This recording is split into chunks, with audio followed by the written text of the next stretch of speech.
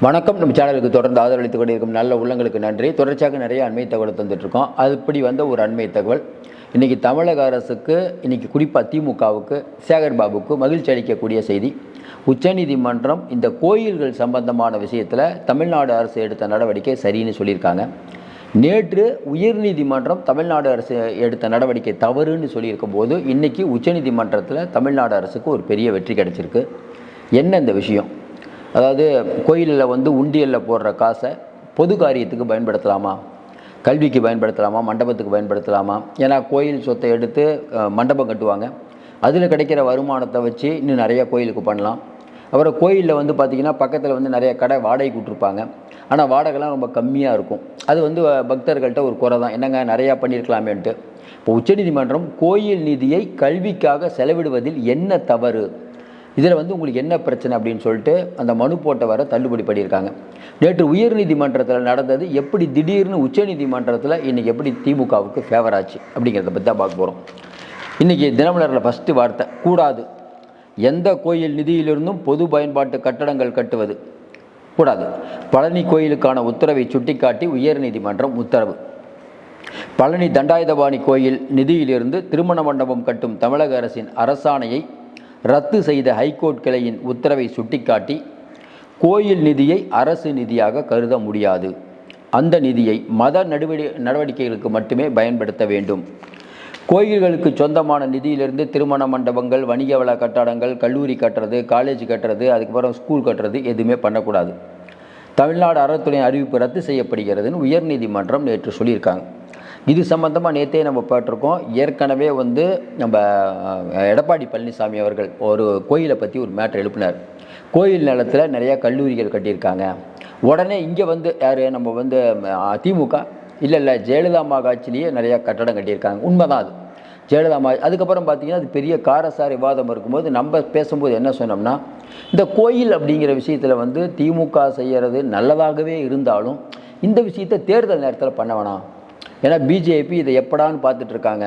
பார்த்தீங்களா, கோயிலில் நீங்கள் போடுற காசெல்லாம் வெவ்வேறு இதுக்கு பண்ணுறாங்க, கோயில்களுக்கு விரோதமான இந்த அரசு திமுக அப்படின்னு ஒரு பிரச்சாரத்தை பிஜேபி பண்ணும்.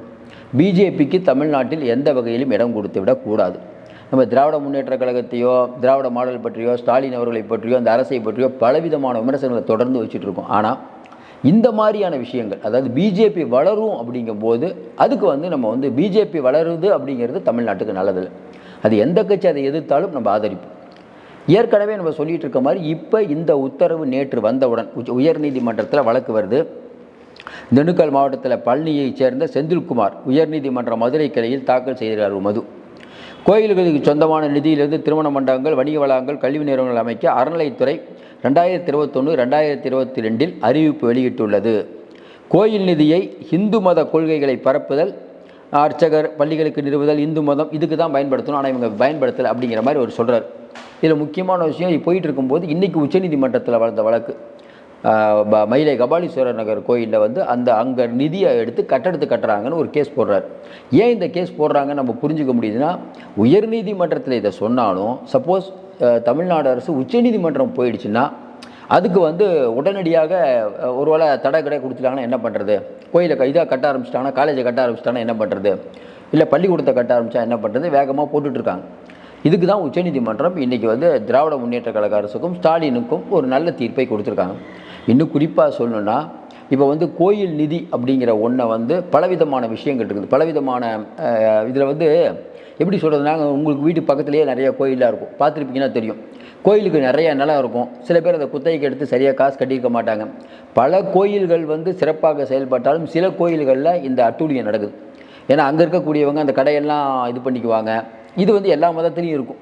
இப்போ என்ன சிக்கல் அப்படின்னா, இன்றைக்கி இந்த விஷயத்துக்காக உச்சநீதிமன்றம் போய் உச்சநீதிமன்றத்தில் ஒருவேளை இன்றைக்கி ஆமாம் கோயில் நிதியை எடுத்து வேறு எதுக்கும் நீங்கள் செலவு பண்ணக்கூடாதுன்னு சொல்லியிருந்தால், இதையே காரணமாக காட்டி பிஜேபி சொல்லியிருக்கோம், எங்களுக்கு கிடைத்த மாபெரும் வெற்றி, நாங்கள் ஏற்கனவே சொல்லிகிட்டு இருக்கோம், அறநிலையத்துறை எங்ககிட்ட கொடுத்துருங்க.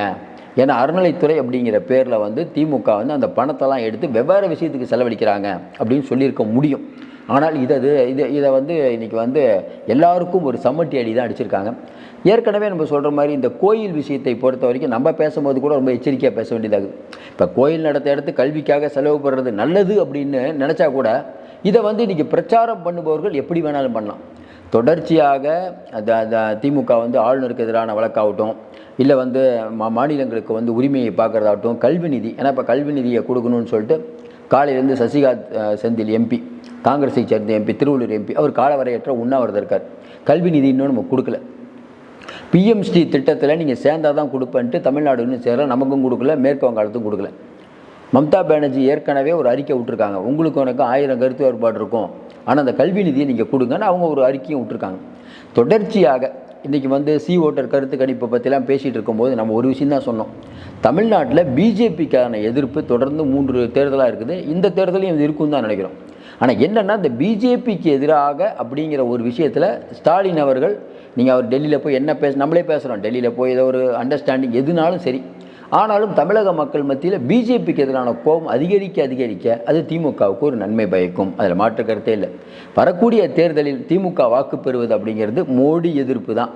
எடப்பாடி எதிர்ப்பு, அதிமுக எதிர்ப்பு, விஜய் எதிர்ப்பு எல்லாத்தையும் தாண்டி மோடி எதிர்ப்பு எடுபடும். இப்போ கூட சம்மந்தமாக பார்த்திங்கன்னா, அந்த கோயில் சம்மந்தமாக பேசுகிறவங்க, இப்போ நம்ம ராமர் கோயில் கட்டினதை ஆரம்பித்து இப்போ சீதாக்கு கோயில் கட்டுறது, திருப்பரங்குன்றம் விஷயம் எடுத்து பேசுகிறது, அறநிலையத்துறை எடுத்து பேசுகிறது, இப்படி தொடர்ச்சியாக, அதாவது இப்போ சாதாரணமாக ஒரு பக்தர்கிட்ட போய் நீங்கள் கேளுங்க, பக்தர்களுக்கு எதுக்கு உண்டியலுக்கு காணிக்க போடுறாங்க சொல்லுங்கள்?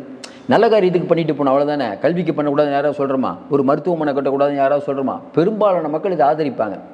சில பேர் தான், அது உள்நோக்கத்துடன் இருக்கவங்க தான் திமுக அப்படிங்கிற ஒரு கட்சி மதத்துக்கு எதிரான கட்சின்னு சொல்கிறாங்க. மறுபடியும் நம்ம சொல்கிறோம், திராவிட இயக்கத்தில் இருக்கக்கூடிய நிறைய பேருடைய குறை என்னென்னா, திமுக ரொம்ப கடவுள்னு ஆயிடுச்சுங்க.